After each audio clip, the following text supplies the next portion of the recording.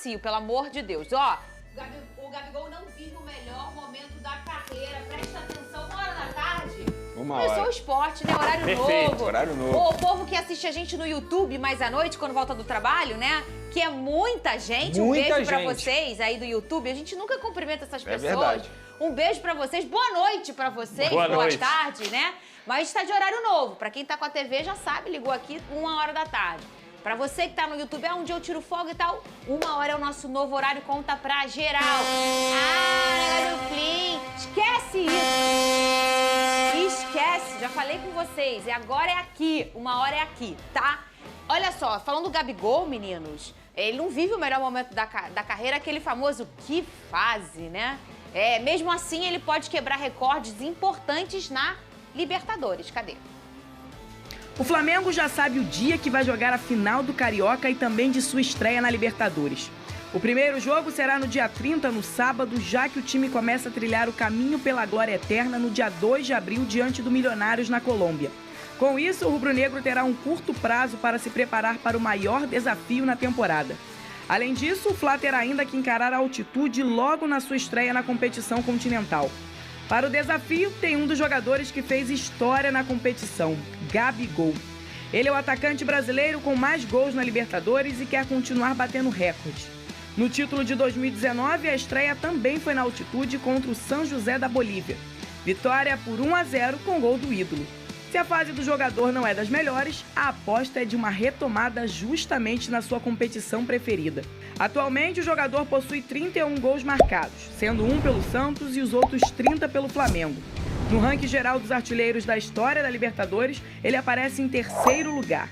Entretanto, tudo pode mudar nesta edição, já que Gabigol está a 6 gols dos uruguaios Fernando Moreno e Pedro Rocha, que dividem a segunda colocação do ranking. Já para a primeira posição, Gabigol precisará marcar mais 23 gols. Se isso acontecer, o atacante do Flamengo conseguirá ultrapassar a marca do equatoriano Alberto Spencer, que possui 54 gols feitos na competição. Gabi tem contrato com o Flamengo até o fim deste ano e ainda vive um futuro incerto no time. Na reserva de Pedro, na temporada de 2024, Gabigol entrou em campo em 8 jogos pelo Flamengo e possui 294 minutos em campo. Desses, o camisa 10 foi titular em apenas 2 partidas e marcou 2 vezes esse ano. O atacante vive a expectativa de ter mais chances na era Tite para quebrar recordes e voltar a ser o principal jogador da Libertadores no rubro-negro. Boa tarde, Vene Casagrande, Lucas Pedrosa, você de casa. Boa tarde mais uma vez. Hashtag SBT Esportivo. Estamos chegando na tela da sua televisão. Agora, horário novo, 1h da tarde, fica com a gente. Hashtag SBT Esportivo, assim que você conversa com a gente. Eu já vou perguntar para a Vene Casagrande a questão do julgamento do Gabigol. Mas antes disso, vamos falar sobre esse recorde que ele pode bater, o Lucas Pedrosa. Mas para isso, ele precisa jogar a Libertadores e reconquistar o seu espaço no Flamengo, né? Quem diria a gente estaria falando essa frase com tanta naturalidade nesse programa, hein, Pedrosa? Com certeza. E mais uma vez as lesões atrapalharam o Gabigol, porque ele estava tendo até uma sequência entrando nas partidas, o azar dele e, obviamente, a sorte do Flamengo é que o Pedro consegue fazer esse papel e fazer muito bem, mas o Gabigol é um jogador histórico, tanto na Libertadores quanto do Flamengo, ele tem uma estrela absurda. Eu acho que nessa fase de grupos ele vai conseguir sim, caso, obviamente, ele tenha as oportunidades entrando no decorrer do jogo. Porque eu entendo também que os adversários do Flamengo vão ser muito mais fáceis dentro do Maracanã. A altitude pode até elevar esse nível, mas no Maracanã eu acho que o Gabigol vai ter essa oportunidade e, repito aqui, ele é bicampeão da Libertadores. Poucos jogadores fazem isso na história do futebol. Além disso, vai conseguir atingir essa marca aí. E é o brasileiro com mais gols, como a gente viu aí na matéria, na competição, né? Ele passou há pouco tempo o Luizão, que era o dono desse cargo. E ele teve uma fala muito forte, né? O Vene, ele mesmo levantou esse assunto sobre o recorde na Libertadores. Eu não sei se a gente já está com a arte no ponto. Ele teve uma fala muito forte em relação a essa situação. O que ele disse? Foi entrevista à Libertadores, né? Porque a Libertadores ela faz esse tipo de conteúdo, um conteúdo muito bacana, por sinal. Parabéns para quem produz. Fizeram com o De La Cruz no Flamengo, também fizeram com o Gabigol. E nessa declaração, ele falando sobre a possibilidade de atingir aí, enfim, ultrapassar outros jogadores que estão na frente dele, jogadores estrangeiros que estão na frente dele na artilharia da Libertadores, ele falou, vai acontecer. Se eu ficar no Brasil ou no Flamengo, isso vai acontecer. O que ele quis dizer? Que existe a indefinição da permanência dele na próxima temporada no Flamengo. E de fato existe. A gente não sabe se Gabigol e Flamengo vão chegar a um acordo pela renovação de contrato. Eu, particularmente, hoje eu estou muito mais pessimista do que otimista Vene? numa renovação de contrato do Gabigol. Se a gente for levar em consideração o cenário, o Gabigol está tendo pouquíssimas oportunidades com o Tite. No último duelo, ele nem sequer entrou. É um jogador que a gente já conhece, ele não gosta desse tipo de situação. E que bom que ele não gosta. Ele se sente desconfortável ficando no banco de reservas. Mas ele precisa entender que o atual treinador não quer utilizá-lo da maneira que ele gostaria de ser utilizado. E o julgamento? O julgamento aconteceu na segunda-feira, por conta de, enfim, ele está sendo acusado pela questão de dopagem, enfim, porque lá no Ninho do Urubu, pessoas responsáveis por isso, por doping, foram lá fazer um teste e acusaram ele de não ter facilitado muito o processo dos funcionários. Ele está sendo julgado. O julgamento não chegou ao fim, mais de 5 horas de julgamento. Eles falaram, ó, na próxima segunda-feira a gente continua esse julgamento. Várias testemunhas ajudaram o Gabigol. Por exemplo, o médico do Flamengo, o doutor Márcio Tanuri, também serviu de testemunha, e o Gabigol ele vai ser julgado. Pode ser que ele seja punido? Claro que pode, porque a gente está vendo um julgamento. Inclusive, pessoas no dia a dia do Flamengo acham, ele pode ser punido. Outras pessoas acham que não. Fato é que ele está sendo defendido por um escritório que tem muita credibilidade. É o mesmo escritório, por exemplo, que defendeu Paulo Guerreiro em 2017, na ocasião, na questão do doping. É um escritório que tem muita credibilidade. Ele está muito bem, digamos assim, sendo defendido ali no julgamento. Agora, eu, Vene Casagrande, falar que ele vai ser julgado ou não, que ele pode ser punido ou não, não tem como eu saber. Agora, é óbvio que isso aí pode interferir na renovação de contrato dele. Porque se ele for punido, a pena máxima pode chegar a 4 anos. Não acredito que isso aconteça. Mas se ele pegar aí alguns meses de punição, isso vai interferir na renovação de contrato dele. Fato é que, Fernandinha, hoje eu não consigo garantir que o Gabigol vai renovar o contrato dele. Não consigo ver o Gabigol aceitando, ficando no banco de reservas com a comissão técnica do Tite. A ver, eu acho que ele não vai ter muitas oportunidades mesmo, não. Ô, Pedrosa, e a gente sabe que tem uma coisa que funciona bem, é essa questão do doping. Sim. Se ele foi pego no doping, algo assim, é difícil contornar, dependendo se você está falando com substâncias. Que não foi o caso dele. Eu posso só contextualizar o que aconteceu? As pessoas claro. foram de surpresa ao Ninho do Urubu fazer o exame antidoping nos atletas do Flamengo. O que é muito comum no doping de luta. É bem comum. E lá, os jogadores, na ocasião, fizeram normalmente antes do treino.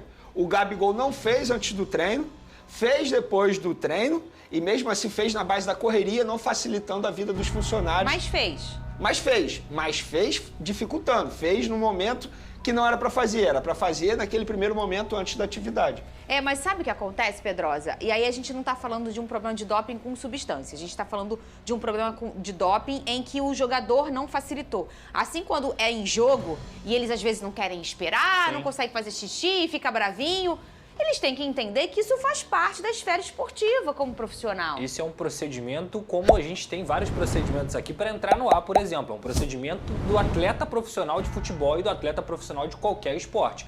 Então, se ele, de fato, dificultou essa situação, a gente tem que sempre trabalhar em cima da informação. O julgamento está acontecendo. Sim. Então, o Gabigol ele vai ser julgado. A gente não pode definir nada se foi assim, se foi assado, o motivo dele ter conseguido postergar esse exame, a dificuldade que ele fez. Eu só acho que não é uma postura legal. Se ele é um atleta como qualquer outro do Flamengo e todos fizeram antes do treinamento, por que o Gabigol não fez antes do treinamento também?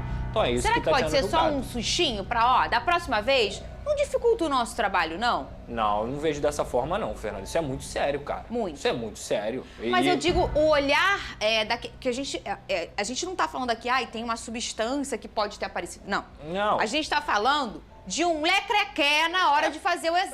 Não, é porque assim, os funcionários também alegam que ele pegou o material para fazer como que se fala? Coleta. A coleta ali, enfim, que é o xixi, né? Na verdade, para fazer o xixi, e ele não deixou que um funcionário o acompanhasse, porque é normal também um funcionário acompanhar, até para ficar observando se ele não vai fazer. Se não vai trocar o xixi. É isso, exatamente, perfeito. Então, assim, ele está sendo acusado por dificultar o trabalho dos profissionais. Ele não está sendo acusado de ter trocado o xixi, por exemplo, de um atleta.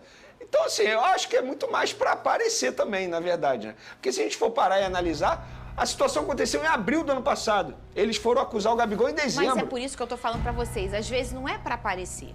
É pra sinalizar olha aqui, gente, o seu trabalho é jogar futebol, o meu é fazer um exame antidoping. Perfeito. Então eu chego aqui, qual é o meu trabalho? Apresentar. Aí eu tô apresentando, tá me atrapalhando, ele tá me atrapalhando, você tá me atrapalhando. Aí eu viro pra vocês e falo, gente, mas vocês estão atrapalhando o meu trabalho. Eu não tô defendendo o Gabigol, não. Eu sei, mas tá? a minha pergunta pro Pedrosa foi pensando que pode ser nesse sentido, tipo...